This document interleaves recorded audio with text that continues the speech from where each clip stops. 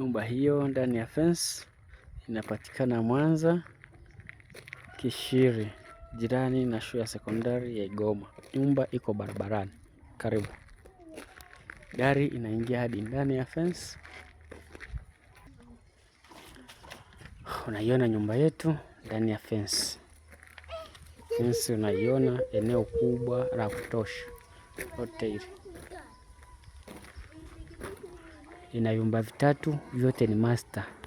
Sebule, dining, jiko na store. Karibu sana.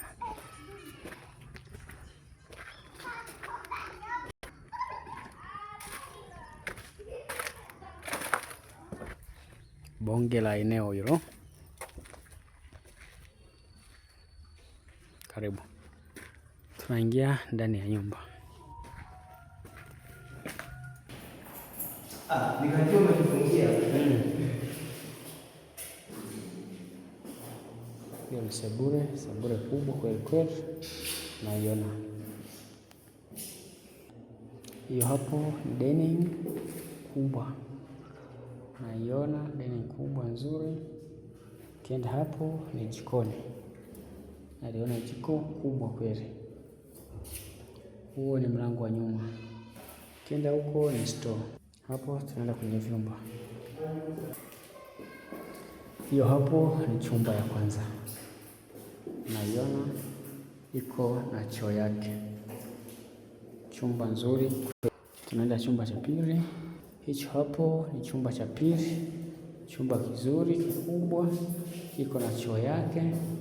Kiko pia na sehemu ya kuweka kabati ya nguo. Sehemu ya kuweka kabati ya nguo pia nayo ni sehemu kubwa. Karibu sana. Tunaenda chumba cha tatu. Hiyo hapo ni chumba ya tatu. Unaiona nayo chumba ya tatu. Hiyo hapo sehemu ya kuweka nguo au kabati ya nguo. Ukija huko, hii ni choo. Naiona ni choo na bafu. Nyumba ni mpya, haijawahi tumika. Karibu sana.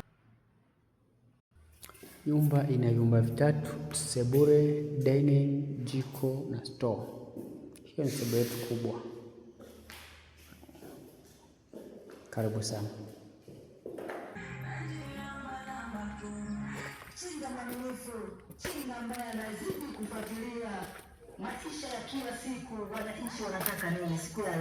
Naiona nyumba mpya kweli kweli.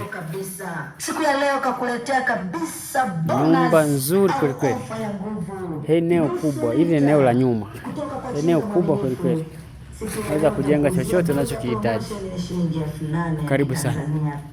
Unachukua nusu lita kwa shilingi 8,000 ya Tanzania. Ona kuna mwembe hapo.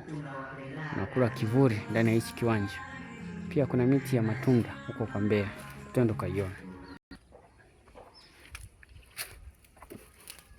Hii kwa uzoefu wako na kawaida ni shilingi ngapi?